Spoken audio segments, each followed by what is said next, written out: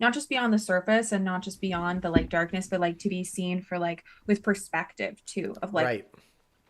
of you are more than you are today. You are more than you are in this one sad moment. And I see you beyond. I see you beyond the pain. I see you beyond you on your good days. It's not good days and bad days. I see all of it.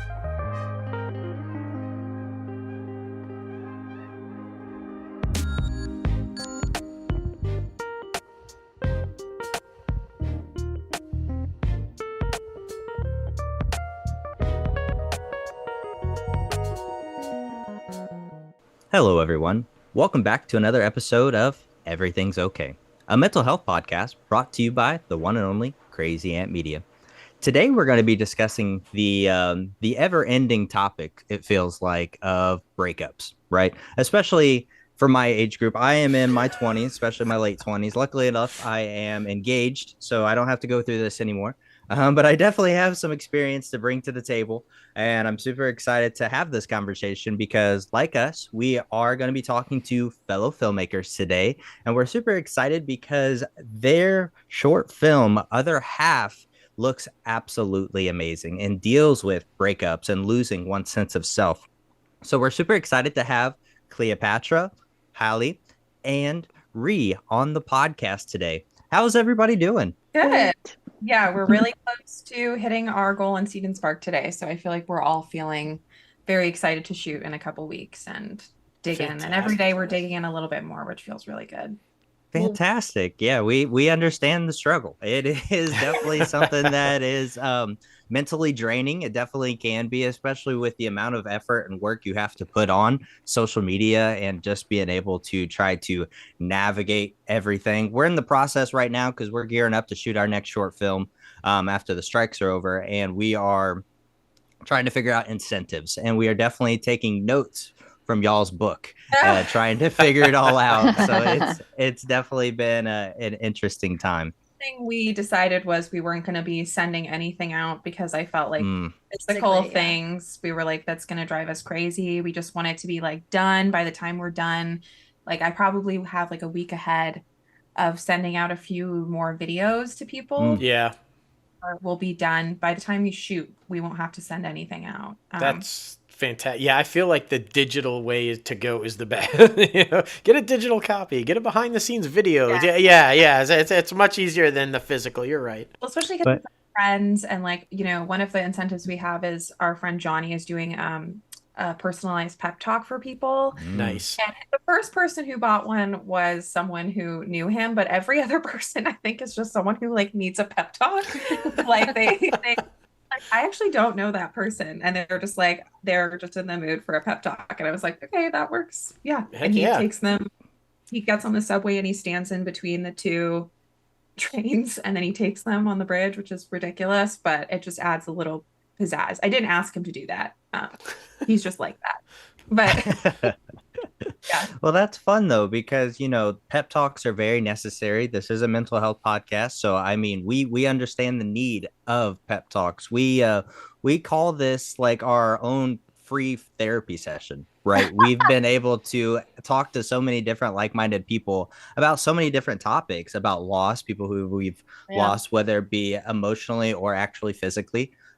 We've even had like family sessions, basically where we have conversations with relatives so that people out there, people who listen to the podcast can see, it's okay to have these uncomfortable conversations with family members and be able to bridge that gap between everything. But Yeah. I'm so curious though, because I mean, breakups happen in everyday life. And it's something that I feel like affects everyone differently.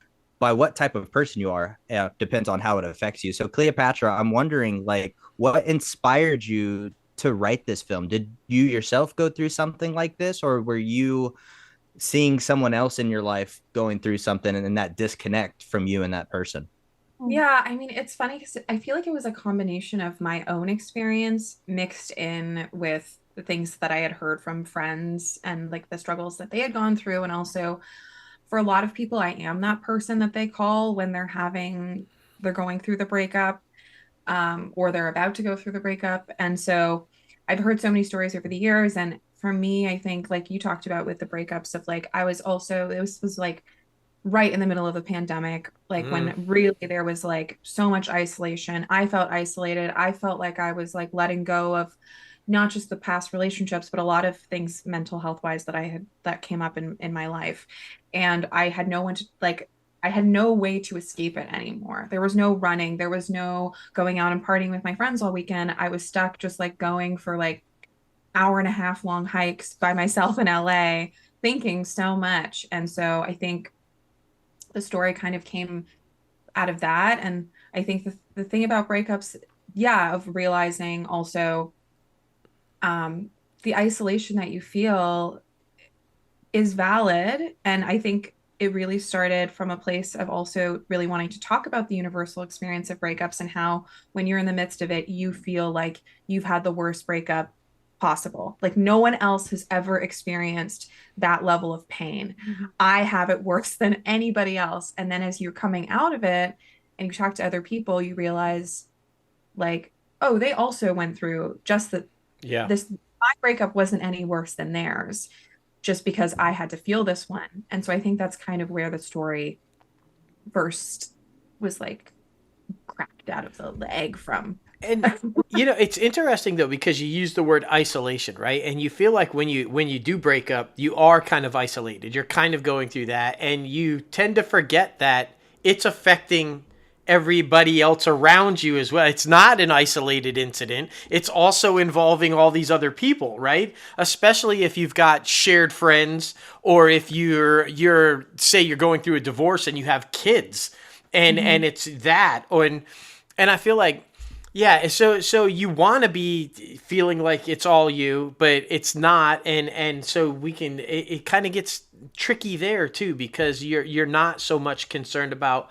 how it's dealing with such and such or such and such. It's like, hey, no, wait a minute, it's me. I'm going through all this and I'm in pain and you need to pay attention to me, but we forget about the other people that it's affecting as well. So that makes it difficult sometimes too. Sure. I also think the brilliance about actually what I got very excited about the script, the isolation of that, and I think our need to isolate in order to self-preserve almost.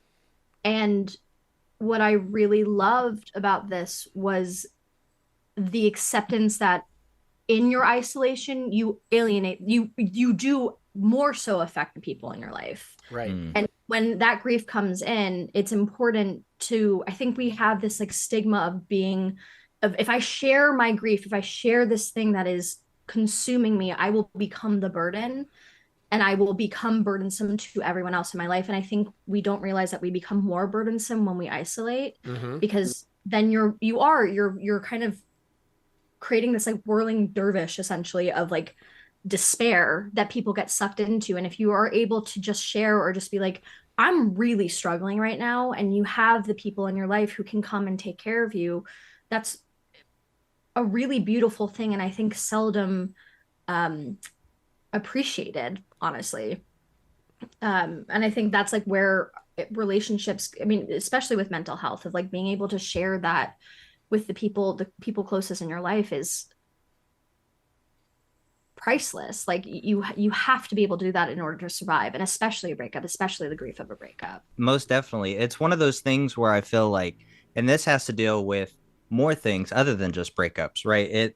If you're depressed, if you're feeling lonely, if you are going through any bouts of anxiety, talking to other people actually helps you get through that situation. And not a lot of people realize that in the moment. They ponder on things, and it ends up, becoming, you think the situation is worse than what it is. Yes, it's still a bad situation, and you don't want to discount your feelings, and you need to feel your feelings.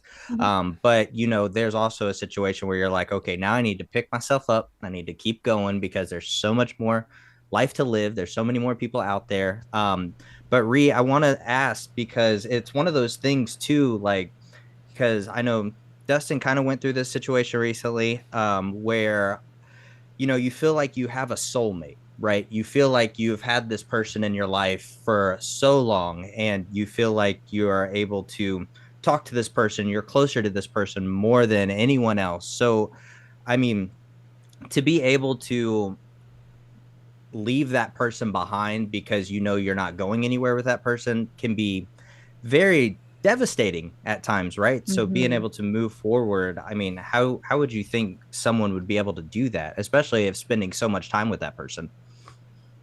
I mean, I think it's, completely world bending. I've done it twice. I've moved to new cities for boyfriends twice. Oh wow. And yeah, a little romantic. And clearly those both did not work. But you go to a new city and then your whole world feels like it's with this person, right? So you feel, like you said, your friendships, your home, your habits, even just like the places you go grocery shopping, and you start feeling weird, like who has ownership on this Trader Joe's? And um, do they have the right to go on that hike that I showed them? But then do I have the right to go see a movie at the Vista when they introduced me to the Vista? And it's this weird psychological battle of, you're almost isolating yourself with the rules that you're imposing. And I think something that really connected me to this story that Cleo wrote is, and it was very much similar to what you said, Dustin, where your friendships are so intertwined and you feel like you lose your friend group. But I think that something that Other Half does really well is it points out the friends that you have before, the life you had before, and that life still exists, and how you can kind of lose yourself in that and forget the people who have always been there, even when the person you thought was your person forever wasn't. So just reconnecting with who you are when you're not identifying yourself as a part of a half, and just seeing yourself as a whole and coming into relationships as a whole. And it's just kind of a lesson in, not isolating yourself by keeping your life as well while connecting with someone else. Yeah. So that's, I think a great way to battle the isolation. And also, you lose a lot of parts of yourself when you're in a relationship that you don't even realize. You're like, oh, he doesn't really like electronic music, or he doesn't really like these types of TV shows. And you're like, that's okay. We like so many other things that are the same. So I'll just focus on those. And then afterwards, you're like, whoa, I haven't listened to this band in years, or I didn't watch this type of movie or do this type of thing for years just because I was kind of, compromising so much. So I think that a good way to cope with the isolation afterward, and how you go on afterward, is also kind of rediscovering the things you love and figuring out who you are without compromise. So I think it's kind of a beautiful thing. There's so much there that makes total sense, because I think that there's a difference between soulmate and codependent. Yes. And I think that a lot of times relationships, in fact, my opinion is most times relationships fail because two people go into it not knowing how to be individual first, and they become codependent, and they only operate as that. And they forget that in order for that to be successful, you have to be this person and this person on your own to make this work. And I think so many people rush into a relationship because the feelings are there and the excitement and the joy. And like you said, you forget, you compromise. You're like, well, he doesn't like this, so I'm just going to do this. And she doesn't like this, so I'll just do this. And it becomes that codependency where you're just doing everything the same. You lose the individuality, and that's where the problems start, right? You start regretting, I haven't listened to my favorite band. I haven't gone out with my friends. I haven't done this. I'm all right here. And once I feel like that kicks in and you start regretting, you start blaming, that's when the problems start, right? So I think that, I think a lot of people are. And then the other, earlier when you brought up the key word, stigma, the stigma attached, right? Anytime you feel like you want to share, there's this societal expectation that sharing your feelings is a bad thing. So we don't do it. We run from it. We retreat. And I think, one of the reasons we started this podcast, and one of the reasons I think things like this are so important, is to break that stigma. It's not bad to share your feelings. It's not good to run into, and avoid getting it out there. And so the more conversations we can have like this, the better. But I really do think, the whole, do I go to the store? Can I go to this place or whatever? It's difficult because, especially if it was a long term, you're going to run into them. It's inevitable. You sometime you're going to see them again, and it's going to be awkward, and it's going to be like, you can't never go to that place again. You can't never buy this certain thing again. So it's trying to navigate that situation, right? And moving past that. And then let's just jump into it. It's bad enough when you see them. It's even worse when you see them with the new person. Yeah. It's like, shit, yeah. Not only did I run into him, but I run into him with them. Then that whole thing is like, you never want to go back to that store again. Talk about that a little bit. Navigating, if you don't run to a new city, if you don't go, and you're going to stay in that area, that is a very difficult thing to see somebody move on when you haven't yet, right? That's hard to do. Yeah. Well, I think also like you have, I love to refer to it as like the ghosts. You see the ghosts everywhere of somebody, it is reclaiming that store, reclaiming that band, or reclaiming whatever it is. And I think there's also this thing that we do where it's feeling like we have to win a breakup. Who moves on first? Who seems better? Looks happier. Yeah, who looks happier? Who did their hair? Who is more stylish now? Like there's this like this thing of skin is better. Yeah. Who had a summer solstice and is now a witch and thriving off the land. But there's, I think the most human thing happens where it is like you're confronted with that ghost or that physical person. And I think for me, in terms of breakups, like there is a lot of anger that has gone into like, why not me? Like what was I lacking that you could suddenly find with someone else, or suddenly whatever it is of like that moving on. But I think everyone experiences that on many, many levels. And that's the really hard thing, is that no one can read minds. And that's the superpower that I always wish that I could have. And everyone looks at me like I'm crazy. But I wish I could just read people's minds, because we're so closed off. And like, I'm rambling now, but but being able to like see someone or take back those spaces and take back the things that make you, or that you shared with another person, that you gave them the gift of sharing of yourself. And like you were also saying with the codependency of, I think ideally you strive for interdependence, right? Exactly. And I think that thing of running into somebody and seeing them and being them still being in your world, of if you've done the work to reclaim yourself, I think that blow is a little easier. And you also can hold the boundaries of what you can handle, right? And if you're not, I think that comes, people run into that a lot of like, you're still holding on to the anger, you're still holding on to that person, you're like, give me the parts of me back that you took, fuck you. And like but then that becomes volatile, then that becomes overwhelming, and like you cannot handle the thought that they still exist without you. Yeah, that's definitely one of the most difficult things, I feel like, and especially when it comes to time frames, right? Like, when do you feel like you can go back out there, get back on the market? Or when do you feel like it could be the simplest things as, when do I feel like I could listen to this song again because I have this specific memory of us together listening to this song or listening to this band?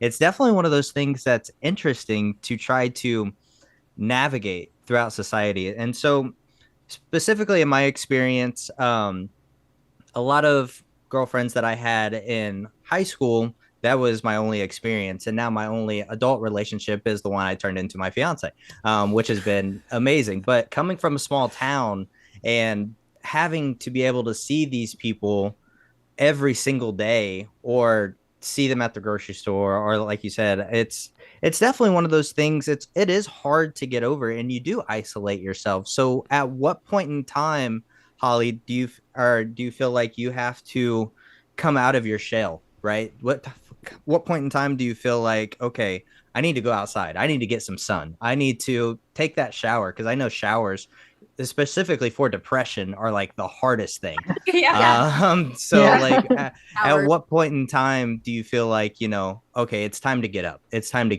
reclaim my life? I mean, I think the timeline of grief is really hard to abide by. Yeah. Yeah. I don't think there is a timeline. And I think it's really detrimental for people to try to move through something that's really sticky, and that can kind of infiltrate all parts of you.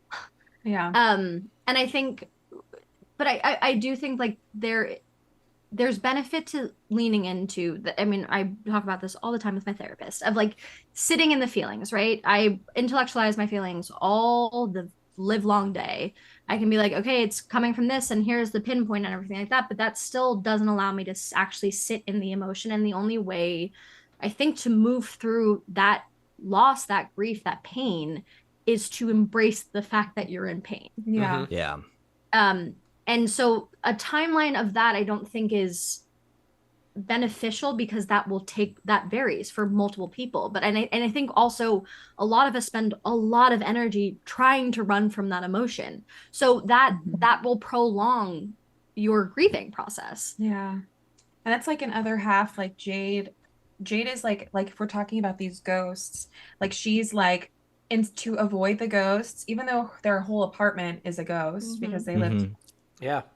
just doesn't go anywhere. Like she just doesn't leave, and she just like drinks and is chain smoking, and and instead of it being like, how do I reclaim these things that I wanted, she's focused on like, I'm gonna do the things she didn't like. Yeah. I'm gonna, and that's that is very me, of like I tend to be like a bit of an isolator, like when I'm depressed, I'm like, I don't want to burden the world with this. But then, in this situation, someone storms through the door and is like, okay, for the rest of the night, we're not doing it like this right now. Yeah. And I think there's something to be said about people in your life. It's hard when we can't ask for help. And that is the thing about a soulmate, is they're like, in their gut, they're like, I need to go and like show up at this person's door, even though they're not answering their phone. I need to check them. They are not okay. And I don't want them to be alone in this.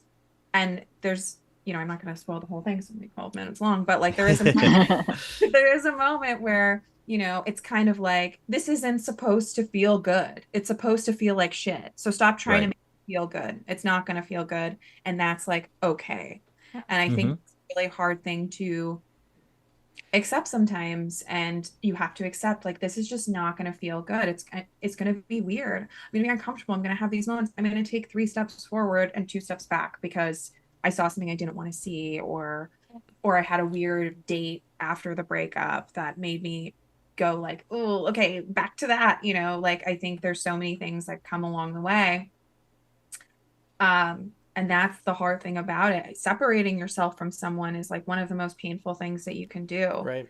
Everyone does it differently. Like I have exes I'm still close to, as friends, but like then I have other people in my life who I'm like, if I see them, I will be go the other way. Yeah.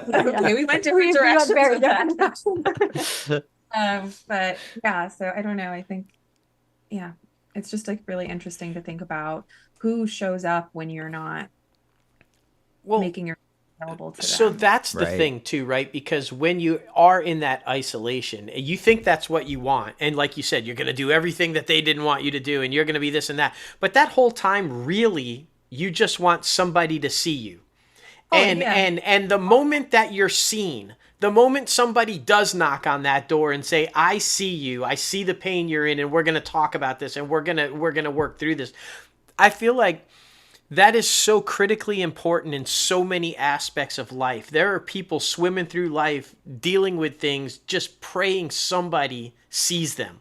It's the difference between a life going in the right direction and a life going in the wrong direction, is literally somebody just taking the time to see them and say, I got you, right? And I mean, yeah, I think so. I love the idea that that is what the film says, is like, no, I'm coming, I'm knocking this door down, and we're going to take care of it because I see you and I'm not going to let you go. And that's so important. And then I like too what you said about the different stages of grief and time, because again, I feel like that goes back to the societal expectations that people put on everything. Oh, just get over it. You should have been over it by now. You should be out there dating again already. You broke up a year ago. You should be out. You should be married by now. Exactly. Yeah. There's no, you shouldn't have to be married by then. You shouldn't have to have a kid by this date, or a house by this date, or a job by this date. It's everybody lives their life differently. And I feel like we get trapped into, oh my gosh, I'm 30 and I'm not married. Oh, I don't have a high paying job or a house with a white fence. Like, it's like, that's okay. You're you do you. And we get caught in those expectations of what people think we should be doing. And that's so dangerous. And again, that's where I feel like most people retreat and just want to be seen for who they are and not who people think they should be. Right.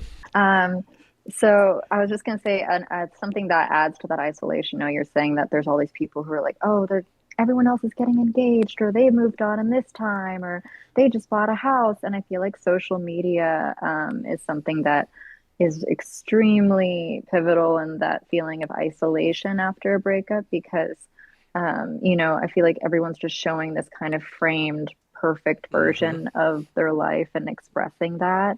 And when someone does, present an honest post or something about their pain, it's kind of like, Jesus, Right. like they're going through it. It's a lot. And so there's this kind of pressure to just, even when you're hurting, and I think a lot of people have been hurting, they still present this kind of, glossy image of what their world looks like. And I do this thing that is totally unhealthy, where I'll look at one post of someone killing it in their career, and then another post of someone getting engaged or married, and someone else just had a kid, and someone else just bought a house, and someone else just like looks amazing. And I create this one imaginary person who is all of those things. And I feel like I'm not that. And it feels like, well, I don't want to like burden all these people who are living their dream lives, or like this imaginary person who's living this dream life.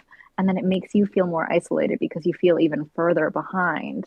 And so it feels like you're healing, even though healing isn't linear, and it'll come in waves. It still feels like your healing is almost getting in the way of being successful or being happy. And so you're trying to rush through it. And but yeah, I think that it's hard. It is more isolating when you do think that everyone else is healing better than you, or faster than you, or just doesn't even have to heal because they're so perfect. Yeah. So I also feel like we take a lot of our worth from the things that we should be doing, right? Like our worth, I think, our worth is just our worth. You're a human being, you have worth. That's it. That's right. Right? Like, it's not what you do doesn't define your worth, how you look doesn't define your worth, whatever. But there is such an expectation of what you do deems your worthiness. Yeah. Especially like we're all like in film here, like that's a big part of our world. What do you do? Yeah. What are you working on? And yeah. But I think it breeds an isolation, and it breeds this, like, I mean, it kind of ties back to what we were talking to in the beginning and what Ree was saying, but like our ability to share and our ability to be vulnerable, that creates intimacy, that creates true intimacy. And it's a different thing of being like, well, here's all, like, I vomited all of my trauma on you. That's another thing. But like in friendships and in those people who do show up, who do knock on the door, who do say, hey, are you okay? Yeah. That the greatest intimacy that you can have is to be like, no, I'm not. And to have someone and have that trust and ability to have someone see you. And I think also sometimes we resent people who see us. I think sometimes we're like, how fucking dare you see through my facade? I've really perfectly cultivated this. Oh my God, that's me every day. But I think we resent those people because it's painful to have to sit in the fact that you are not this perfect human. You are not what you project. You are just you. And but yeah, it's a really beautiful thing to be able to share that with somebody who is willing to see you, who wants to see you, and who does. But there's not much someone can do if you don't let them.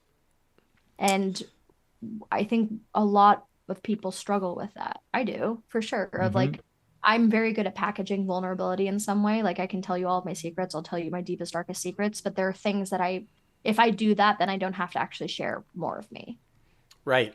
Well, because I think the fear is if you open up and you share everything, what if they don't like me? What if the real me is not who they want? And so you're terrified to open up. When in reality, the real you is probably exactly who they want, is exactly who they were drawn to in the first place. But it's that constant fear of, I guess, like you said, validation. That you need to, your worth is somehow validated in what they think of you, not what your real person might be. And I like that you said snapshot. And I liken that back to social media aspect of it, because that's exactly what a post on social media is. It's a snapshot, right? Yeah. This might be great. They did this amazing thing. 15 minutes later, their purse was stolen and they got a flat tire. You don't see that, right? You just see that snapshot of the great day. And we tend to, and it's so funny because when you said, when they do post something about, oh my God, this, you would think that's the one that should get like 5,000 likes in all the comments. That's the one everybody steers the fuck away from as fast as they can. Let's go like the food picture or whatever. It's like, no. Comment on, hey, are you okay? That sounds horrible. Can I help you? What can I? But it is. It's like I think people are terrified to share their real selves because people run. And they are afraid that that's going to be the reaction. If I open up, if I get intimate with you, if I share my real feelings, you're going to run. And then what? What do I do? I think one thing I have noticed though recently, like I think especially because we've been having more conversations around mental health and like people are more open about like seeing a therapist or whatever. And like that's something I've been dealing with, like being more honest about, like, I was in a support group and for a while I would just tell people like, I have plans. Sorry, I'm busy. I have plans every Tuesday. And then recently, we're almost done, and I started just being like, actually, I have my support group, so I'm not available. And like I was like able to just be like not embarrassed about the fact that I was like taking care of my brain and my emotions. But I recently made a more like vulnerable post, and it ended up getting so much more attention than my other ones do. Good. So I think it's like a shift happening, where people do want people to be vulnerable, and they're like, and them to be vulnerable too. Yeah, and like they feel like they do feel closer to you, and it's nice to feel that. And then the people who don't, or like who are turned off for it, or maybe like it's a representation of like not the best relationship in your life, and whether that's a friend or someone you're dating, if when you open up and they see like that darker side of you, and they don't want that, that's kind of an indicator that there's actually not an actual fit there. And take care of you and see you at your worst, not to quote like whoever it was, Bob Marley, Marilyn Monroe, or whoever, all the people they quote as saying, take me for out sure. Whatever. They can't take you at your worst, they don't deserve Bob you. or Marilyn. Yeah. Right. Bob and Marilyn, what a couple that would have been, right? Yeah. I'd like to see it. Yeah, there's truth in that and I think there's a difference between, like you said, of just like, trauma dumping on someone or asking someone to heal for you. Yeah, you can. But if you're going through it, like when I've gone through periods where I'm struggling a lot more, when I come out of like, I'm like, healing is like 20% of my day. And some days I wake up and I'm like, I don't want to heal today. Like I just want to like hang out, and sometimes I might, and then sometimes I do. And sometimes I'm like, no, I'm going to do the things I know I need to do. And then, then you see that perfect post and you're like, man, while I've been healing for the past however many months, you've been off in like Trinidad and Tobago having the best time of your life. Like there's that kind of like that flux in our like communities of like people, the balance of like, one person's, and then maybe next month I'm going to be in Trinidad and Tobago and partying, and that person is going to be, that's right, having a hard time getting out of bed. So that's like the push and pull of like, and we talk about this of like, the percent that you're at, like if some in a relationship, like let's say, and friends included, like maybe I'm at 20% today, so that other person's going to pull a little bit more to meet me at that their 80, or if we're both at 20, or we're both, or one person, and it's kind of like picking up each other's slack and just being transparent about where you are that day. Yeah. And I will Brene Brown. that is Brene Brown. There is a thing, and I think that also that facilitates just genuine kindness too, right? Of like showing up and being like, I'm at 20%, and you're like, cool, I'm at 20% too. And then we have to navigate together of how can we take care of each other and be kind to each other when we don't have the full 100. Yeah, we don't have the energy to give. Yeah. Wait, Rhea, I want to ask you about those times that you moved. Did you move away after both times, or did you stay? So the first time when I moved to Toronto, I left like the day that we decided. So we pre-decided that we were going to break up while we were still together. I remember it was like, oh God, March or April, and I was in my final semester of my bachelor degree. And I was a poor student. We were living together, and the last thing I had time for or the emotional strength for was finding a new place in Toronto, and then like furnishing it, and like So we decided we were going to stay a couple until a job started in Montreal, and so we decided that would be the final day of our relationship. And so that was the final day, was the day that I left for Montreal. And then in LA, I stayed in LA, but we haven't bumped into each other at all. He's always working though, so maybe that's why. But we haven't bumped into each other or anything. So, is this y'all's first project working together? How's that been?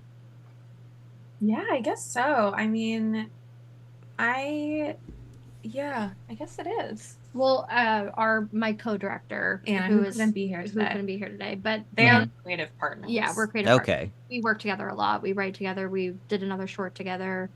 Dummies. Watch Dummies. It's nowhere else. So one day when it's out, watch Dummies. Which is kind of why I thought it would be perfect for them to direct it, because they are like we're platonic soulmates, and they're platonic soulmates directing. Like they understand that relationship. Yeah. Which is why we literally had a chat because we lived together too. Anna and I lived together, write together.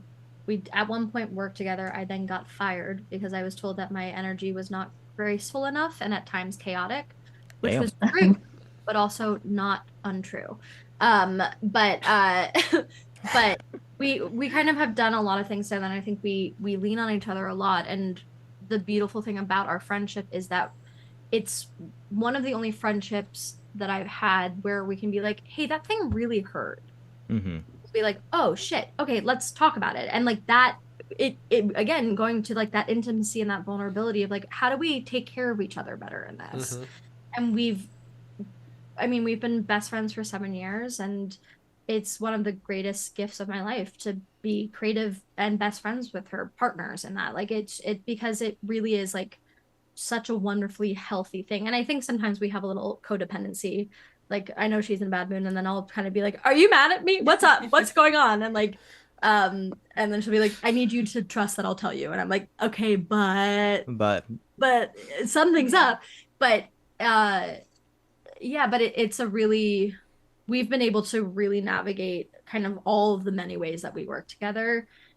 Such respect and kindness that I honestly a lot of the time feel jealous that people don't have this kind of friendship, because it's great. So. Yeah, if only we knew some people like that, Logan. I don't know because we are also co-directors together. He's actually my father-in-law, about to be my father-in-law. What he keeps referring to is my daughter. Him and I actually became best friends first, and then I fell in love with his daughter. And then but we met at a television station. We worked in broadcast journalism together, and we formed the company and moved out to LA, then moved to North Carolina, now moving back to New Orleans. Like we've been around the block. And it's definitely a relationship I wouldn't trade for anything else. And we have 2 podcasts together, a company, interns, all the fun stuff. That's amazing, guys. Wait, we might come to New Orleans, so Yeah, we all no, have- that would be amazing. But the way you described it is perfect. A platonic soulmate. Like Yeah. Logan is a guy I know that no matter what, I can just go to and be real. And I might not like what he says back to me, but I'm going to take it because, I know it's coming from the right place, and vice versa. And not only is that great in our personal lives, but it's also great creatively, and because we're not yes people. So if we're working on something, we can say, I don't like that. Let's try to rewrite that, or let's, because you're not scared that you're going to hurt their feelings, or So to have somebody in your life like that can be, it, like you said, I wouldn't trade it in the world. It's an amazing. I wish everybody had a friendship like that. And then even the more so benefit of it for me is knowing that that's the kind of guy that my daughter is going to be with. And she's going to have that relationship and that type of a person for her. Because, that's what you want, And I can't say I'm not mean. I fuck with her all the time about, they always say you marry your dad. Like, he's just like me. We're just alike. And she hates it. But, I got to do it because it's like... But yeah, you have to do it. Yeah, you have to do it. That's part of a parent's job, is to mess with the kids. But yeah. But I love that you've got a movie about it, because there is no. Everybody defines relationships differently, and what someone needs might not be what somebody else needs. And the more that we have stories out there to say, we're all in this together and we're all different. Our journeys are different. But, I feel like the one main thing, the common theme is we all just want to be loved. And regardless of how we get there, regardless of the journey we take, the people on our journey, the people we kick out of our journey, whatever, the end goal is, as different as we all are, we're all just seeking that one thing. We just want to be loved and seen. And if we can figure that out for the world, we can make it a better place. And so to have people like you doing what you're doing and putting the stories out there and being, I think it takes, as a filmmaker, a lot of courage, because I feel like, you put yourself into it and then you throw it out there into the world, and it's a very vulnerable feeling to you. You don't want to say, when you create art, you're not doing it for likes. You're not doing it for the recognition. You're doing it because it's art and you're passionate about it and you're putting, but you still kind of, oh my gosh, are they going to like it? I also, I don't know, someone asked me, like, would you be an actor? Because, I'm sort of acting in this, like, if like you just were alone in a room and it was just you and you were in a black box and there was nobody there. And I was like, absolutely not. Like, right. The whole point, it's not just about the applause, which I don't mind at all, but I think it's also about, it's your storytelling to share it. Yeah. We're not making this story just for us to watch it on YouTube by ourselves every night. We're doing it because we want people to connect to it. And I do think people will see themselves in these characters. And like the heart of it is like about community and like the relationship, like platonic soulmates, sure, but also just like what you said, we don't all need the same things. Right. Some of us need different things, and care looks different for different relationships. And in this relationship, this is Avery's care is showing up and help, like being like, let's process it. Let's process this and let's break out of this. Yeah. Like let's take some mushrooms and like chill and talk about it. That's also the thing that I really love about this script too, that you wrote, of like, I think a lot of the things that we see about best friendships, and specifically female best friendships, is they're buddy, and then we get to a point in the film where they have this huge blowout. And that's kind of the trope of female friendship movies, essentially, which is valid, happens. Like, I'm not saying that that's bullshit and not what is reality, but the beautiful thing about this script is like they go on this mushroom trip and kind of have their own spirals individually while holding each other in it. And so they're like having this self-reflection and being like, no, but I see you, and absolutely I love you, and like this like really beautiful. And then I keep talking about the scene in Bridesmaids where it's oh my god, it's Wendy McLovin and I love you so Ellie Kemper. It's kind of like Cinderella. Ellie Kemper, Cinderella, yeah. Ellie, that scene specifically of just like that, like aggressive support Yeah. almost, I think is really seldom seen in film, specifically about female friendships. Mm. And that was the really beautiful thing about this script, because we were able to like we're able to dive into it, and it's still cathartic. It's still, we're having these realizations, we're still holding each other accountable, but in the most loving and supportive way, and ushering each other through this healing process essentially, and healing their relationship as well. Yeah, I think relating to what all of you have said, I think, Dustin, you're saying that we all want love, and Cleo, you're saying, why would I act to no one? And Hallie talking about, like the connection between them in the script. And I think that, that's what the story is about. And that's also why you make these projects, and especially you make these projects about heartache, is when you are thinking about that isolation, people don't only want love, they also want connection. Yes. And they want to feel like they're connecting to someone else. And just, if you can connect to a really large community and make a lot of people feel really seen and heard, and feel like they're a part of something and they're not alone in it. And I think that that's something that Other Half does really well, and that Cleo did spectacularly in the script. And and also one of the reasons that I came on, because I love Cleo so much, and she's amazing.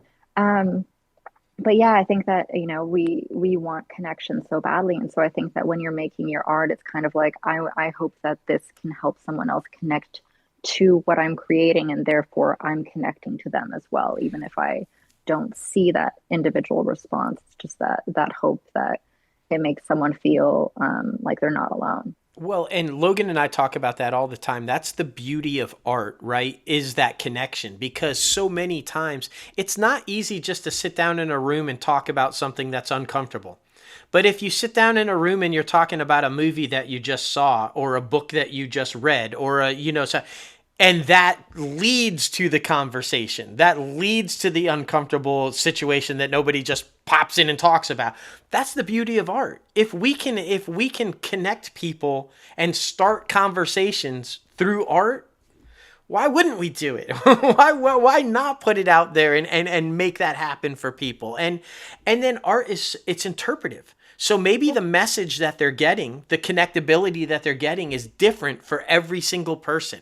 So they might watch it and connect in a way with somebody completely differently from when I watch it and connect in a way with somebody. But the connection is that it's and when you can do that, when you can write that way and you can create characters and portray that, that's magic. When everybody sees it differently but all feels the same. That's magic. I mean, yeah, and like our script like features mostly women, but I do think that like the thing that's nice about it is there is like a lot of interpretation to be had about a lot of the characters and what they're going through, and there's some surprises as you watch it of like what you think this film is going to be about, because we have seen the breakup story before of the person in their depression and isolation, and also we've like lived it. And I think sometimes I see things these days and I'm like, okay, I lived that. I don't like, I want something a little juicier, yeah. that was me like last week. So I think that like I think there'll be we set it up for like, yeah, there's little gems in there that I think really remind us of like what community is, and what it is to really be seen, like you said, and like you said, of beyond, not just beyond the surface and not just beyond the like darkness, but like to be seen for like with perspective too, of like Right. of you are more than you are today. You are more than you are in this one sad moment. And I see you beyond the pain. I see you beyond you on your good days. It's not good days and bad days. I see all of it. And I accept all of that. And recognizing that the person you are today, this has been sticking. I've heard this and it's been sticking with me lately. It's the person you were yesterday is not the person you are today, and it's not going to be the person you are tomorrow. And once you figure that out and you realize that it's okay, no matter what you're feeling today, if you're not feeling that tomorrow, that's okay. And when somebody can see you and recognize that and love you anyway, I mean, that's perfect. Well, I think that's also the thing about, I've been talking about this a lot, of like I think this like notion that we have of unconditional love is a lot of the time misinterpreted, Mm-hmm. because I don't think unconditional love means that I embrace all of you, good and bad, and I'm just going to be like, okay. I think the love in some way should be conditional in the sense of like, I see all of you, I accept all of you, but hey, here's a mirror and here are the ways that I'm seeing you hurt you. And do you think there's a way that you can move through that in a way that will hurt you less, therefore hurt me less? And like, and in the sense of community too, right? Like it you do have a responsibility to other people. Right. And I think that's the beautiful thing about friendship and the beautiful thing about love and being seen and being held and everything like that is ideally it makes you a better person. But you have to have, I think just to echo what you were saying there, in order to be successful in any relationship, friendship, spouse, lover, whatever the relationship is, you have to have boundaries.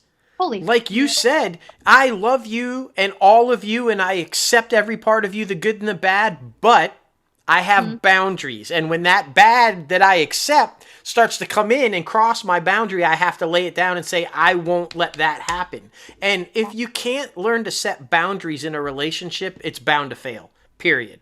You have to understand that while you accept, doesn't mean that it's okay to be that. And I think I don't think we do enough of explaining that to younger people coming up and learning how, or even people that have been living for years and still haven't figured it out. It's okay to set boundaries and say, this is what I want and I need you to respect that. It's necessary.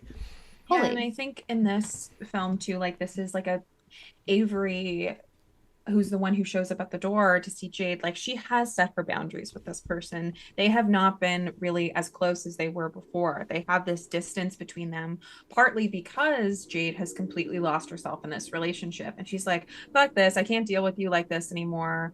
Like, we didn't even ask if we could curse. I hope that's okay. Oh, you're totally fine. All good. Fuck. Yeah, like she's watching her friend like disappear into this relationship, and she like, I've had times like that where it's like, and that's the thing about really long-term friendships, like I have friends that I've had for 10-20 years at this point. Like you have ebbs and flows where there's a period where maybe you're like, okay, for my sake, for my sanity, for my mental health, I need to protect myself and create a little space, but I'm here when you're ready to pull it together a little bit or be respectful of my feelings or whatever.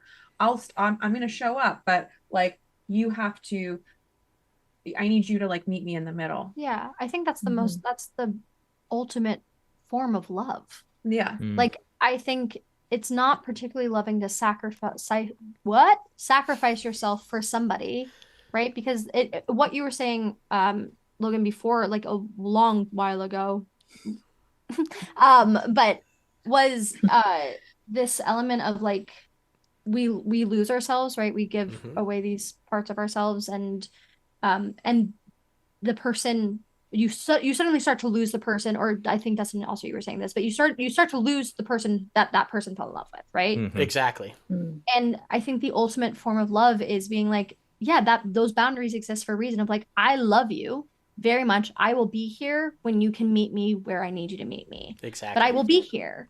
But I think there's also a huge difference between needing somebody and wanting somebody, right? Like I choose to love you. I choose to be here. I choose to stand here. And when you get your shit together, I will still be here. And it doesn't affect the way that I see you or love you, but I also have to protect myself in order to love you well. And the difference, needing, I feel sometimes hinders setting the boundaries. Choosing, you can set those boundaries because it's a choice. Needing, it goes back to that whole codependency thing. You don't want any boundaries because you're so codependent on that you don't, you know. And so, yeah, I love that you made the distinction between needing and choosing, because, like, you know, everything we do in life is a choice. And we can't forget that you know. Yeah, it does feel good to be chosen. It's good to be chosen rather than clung on to. Well, I can't live without you. Then you become like responsible for someone else, and that's also not. Yeah, Not that's a little healthy. a little toxic. But I just have to say thank you so much, all of you, for coming on the show. We're definitely going to have you back on when the film is released so we can talk about it. We can talk about production. And then hopefully the strikes are over by then so that we can have you on the other podcast. That would be absolutely amazing. But yeah, we're super excited for you and everybody's future endeavors because I feel like you all are so positive and bring such a unique energy to the table and to the entertainment industry and are telling stories that are definitely needed and necessary. It's not another reboot. It's not another revision. So we need stories like these to be out there to start conversations. We always say we need to be comfortable with being uncomfortable. And, you know, starting a conversation one person at a time. And luckily we got to do it with 3 people at this time. But we just can't thank you enough. Where can people follow you and track the process and the progress? Because that's very important. We want to push everybody your way. Thank you.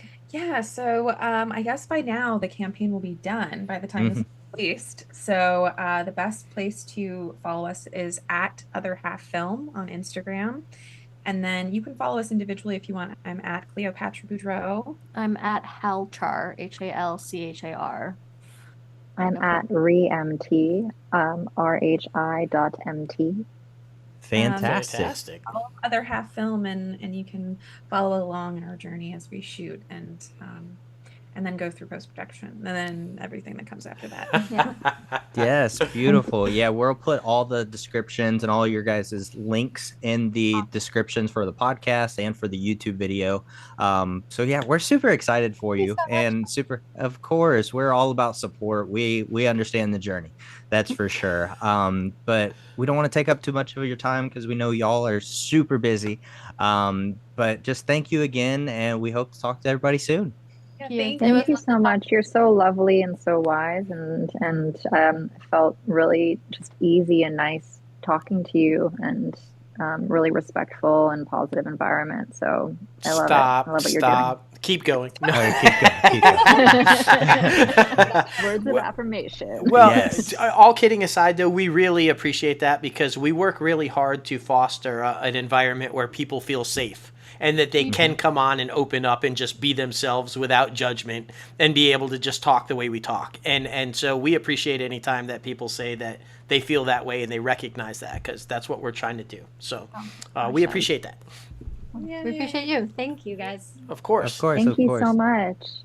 Oh my goodness. I mean, I just feel like that bridged so many boundaries. It got to the point, you know, where I felt like they wanted to talk more about the breakup stuff than the actual film. And I was like, no, you're here to promote your film. Let's do that. Yeah, it was a great conversation. Well, and what I love about this podcast specifically is we start off in one area, but then it just goes everywhere. Like we were talking about breakups, but then it talked about friendship, and then it talked about addiction, and then it talked about and it just really, that's why I love this podcast, because it just goes to show how connected everything is. It matters in life what you're dealing with, and hearing everybody's different approach and how they come at it and then deciding to make a film about it. It's I really, really enjoy hearing the people's stories and hearing how people just approach life, man. Agreed. And I'm super excited for their production process. Do definitely want to have them back on ItCap podcast to talk about it. And so many different things. I'm super excited. Be sure to follow Other Half Film. It was a great conversation, and it's a prime example of, you know, no matter if you move to a different location to be with somebody and you broke up, or you're just in the same small town and you broke up, or all of these different aspects you're going through. Just, it's very important that we urge every single week and every single person we have a conversation with that everything is okay.